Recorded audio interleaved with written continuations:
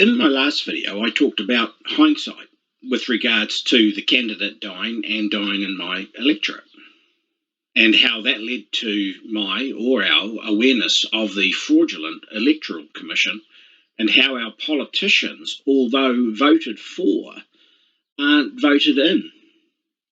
This being a very important observation, an observation which will become a very large part of this movement's foundation.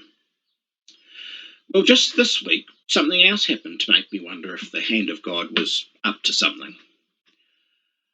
I first noticed the fraud within New Zealand Oil straight after the election. Right away, I realised I had to do something.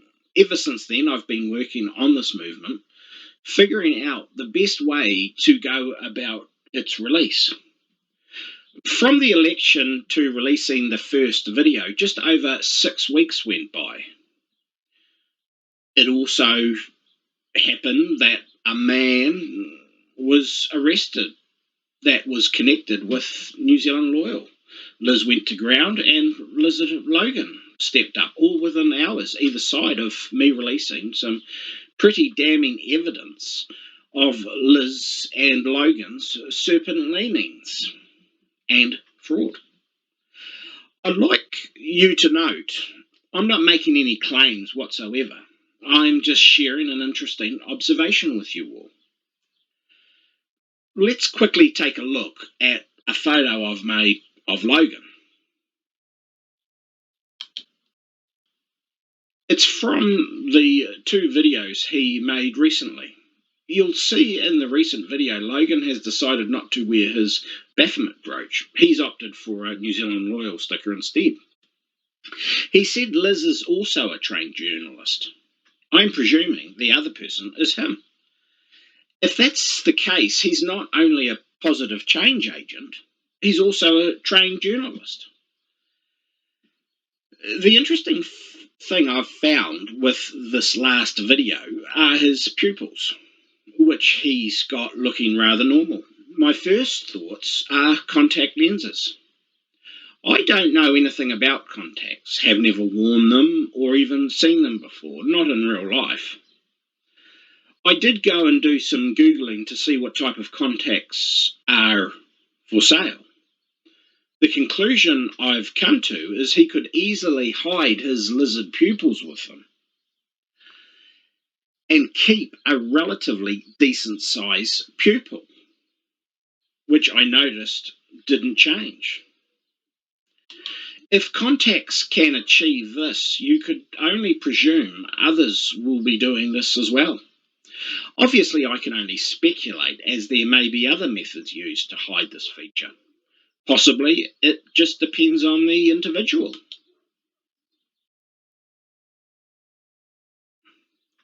Now let's get into today's topic, which ironically uses hindsight to answer. Although, to be fair, it was a 50-50 toss-up between this and the monetary/exchange and banking system. Because of these hindsight observations, I'm sticking with this theme.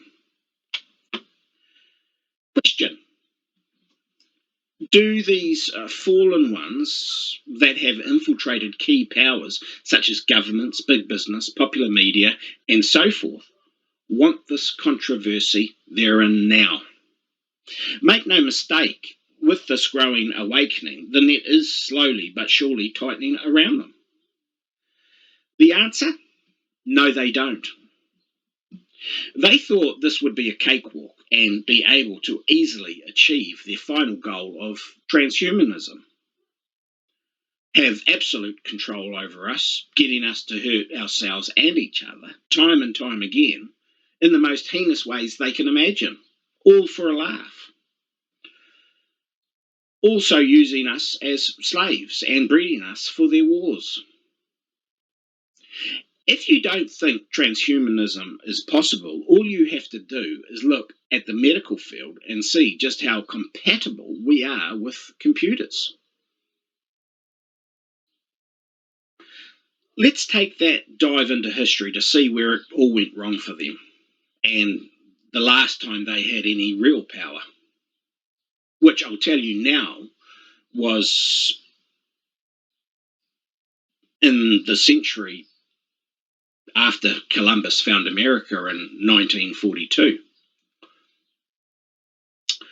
I could start with their unravelling at many points BC if I wanted, whether it be the flood or the confounding of the language or the birth of Christ, which, by the way, the archaeological discoveries constantly being made backing up biblical stories is absolutely incredible, although you have to go searching to find them, as mainstream doesn't want a bar of it. Surprise, surprise. For this exercise, we'll start their unravelling in the year 638 AD, when a jihad or Islamic holy war was unleashed against the Jews and the Christians, and they were evicted from their holy land, Jerusalem. I'd like to acknowledge that I have nothing but love and compassion for the Islamic community. If there's something I find painfully obvious, is that the great majority of humanity are ultimately good people, although there's no doubt we, along with our cultures, have and are being used against each other. To cut a long story short, this invasion started a period of time called the Crusades. This was a crusade to repossess the Holy Land. It started around 1100 AD and ran roughly to 1300 AD. It's at this point that it becomes painfully obvious the hand of God was getting involved, as these crusades were anything but successful. In fact, it was a time which could only be described as a comedy of errors. I can understand a chain of comedic errors that may last for a day or two, maybe at a stretch a couple of months. Let's say on a construction site that had a number of different teams that had come together to do a job, and it taking a while for management to get them organised and working in with each other.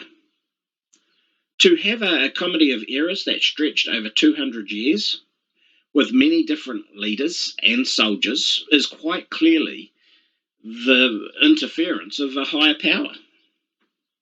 So the question here is, what was God up to?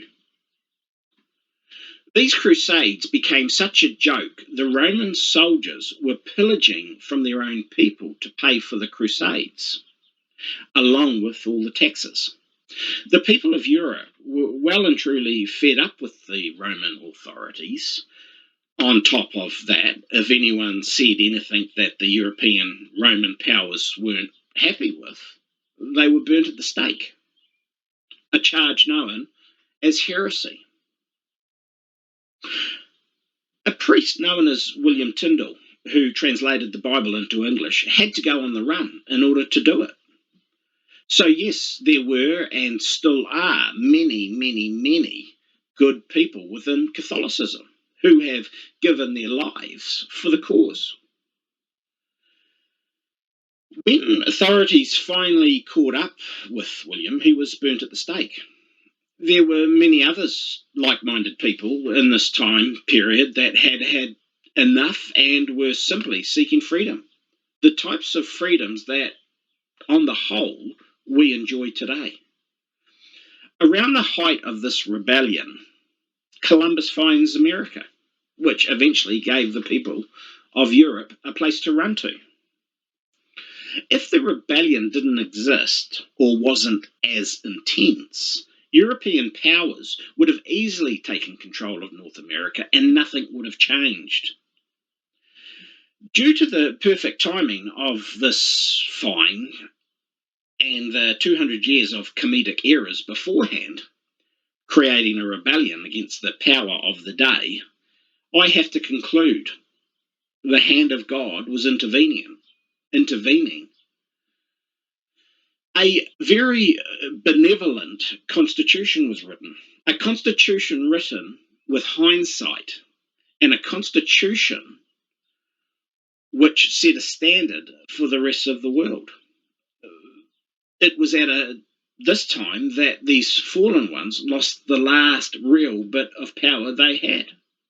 And yes, they have been trying to get it back ever since. If it wasn't for that chain of events, I doubt there would have been the likes of Facebook and YouTube in order to sell us the internet. We would have been herded straight into transhumanism. If you're watching this and are a fallen one, and you find yourself with an upset stomach sitting on the toilet 10 times a day because you know you're in a trouble that's incomprehensible to the human mind, I want you to know this is completely normal. Also, that you have no one else to blame but yourself. All I can say, game, set, and match. I'll see you on Thursday when I talk about your thieving of our dollar.